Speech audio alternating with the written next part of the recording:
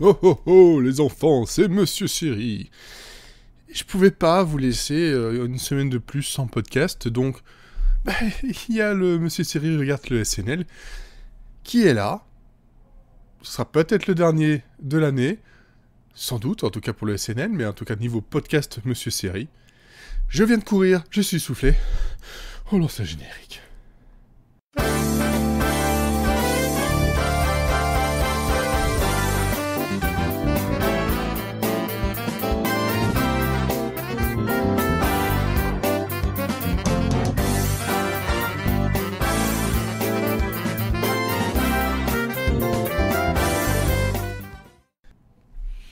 Alors, épisode 9, saison 45, Scarlett Johansson est en host, et on a aussi Niall Horan, je ne connaissais pas, chanteur sympathique au demeurant, mais vous me connaissez, c'est pas la partie musicale qui m'intéresse le plus dans le SNL, c'est la partie comédie.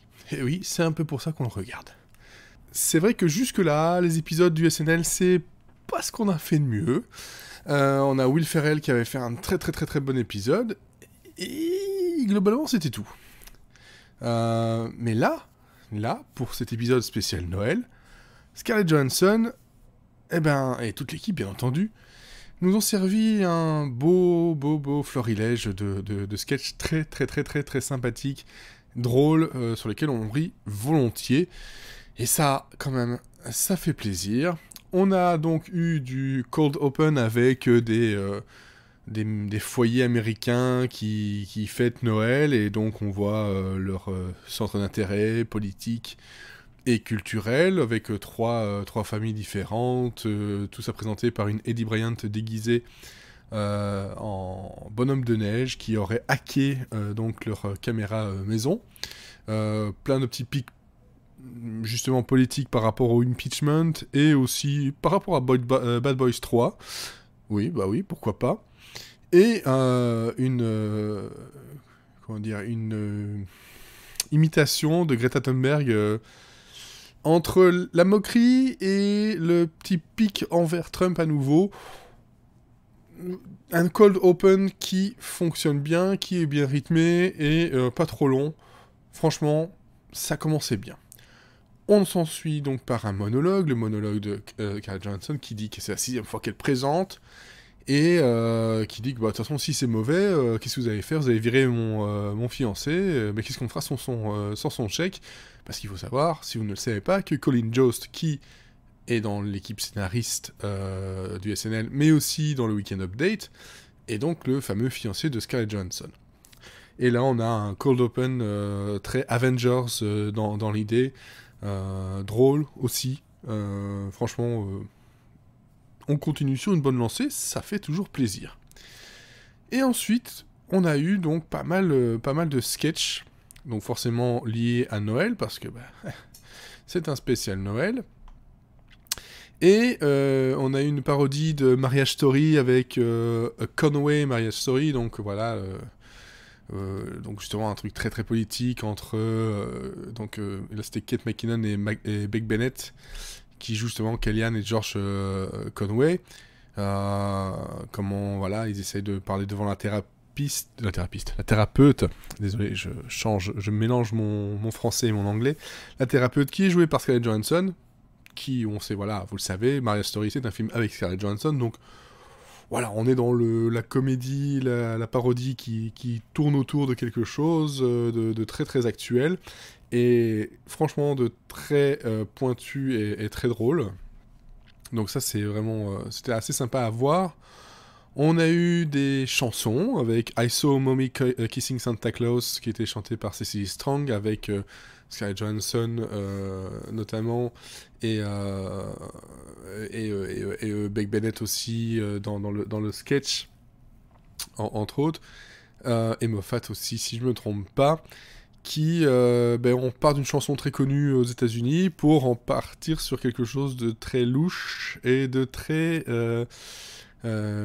un peu creepy, sexy, bizarre, Craigslist. Voilà. Je vous en donne pas plus, c'est à voir, la chanson est vraiment top, les paroles sont parfaites.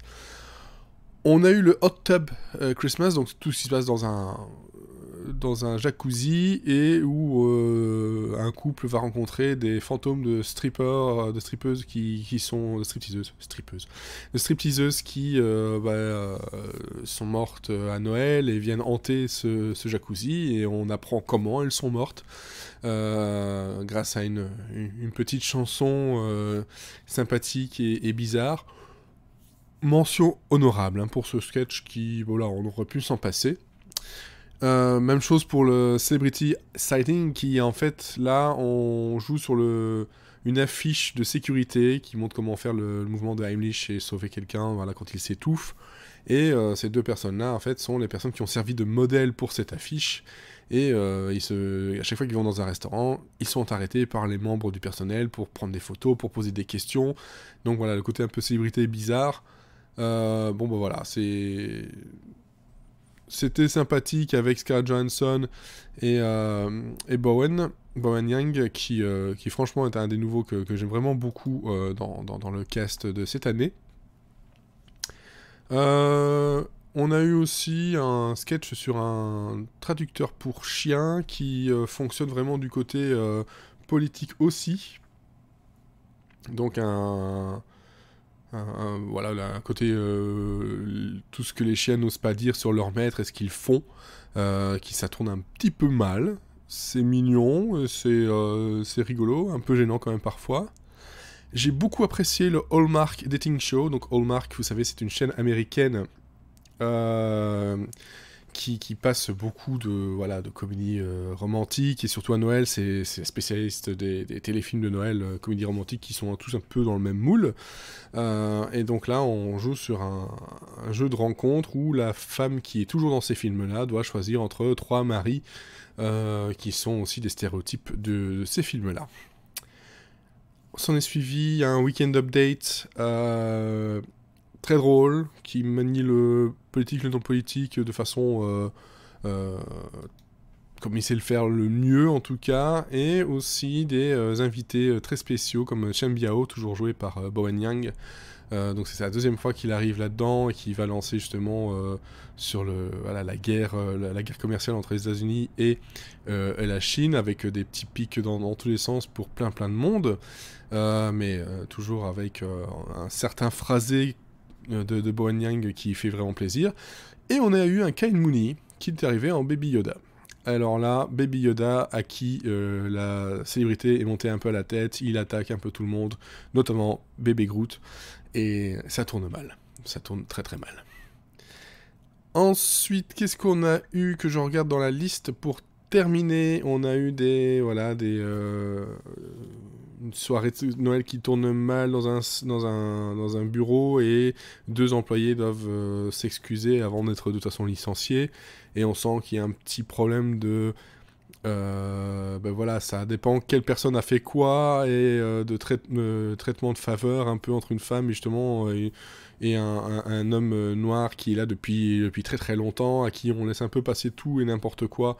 Mais voilà, c'est rigolo, et le final est vraiment top, avec un Kenan Thompson que j'adore vraiment, et c'est une perle rare de SNL.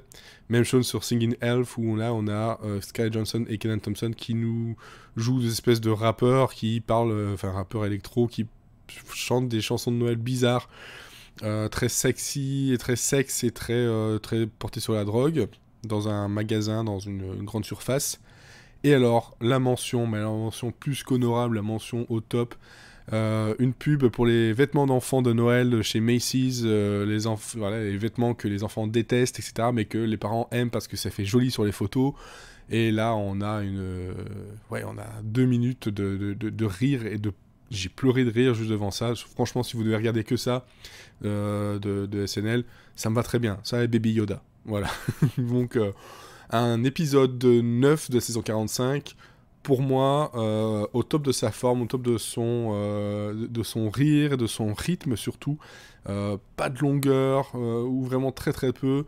Aucun sketch coupé pour le temps, et en général, on tourne dans les 3 à 5 minutes de sketch, ce qui est vraiment parfait pour le rire. C'est vraiment top.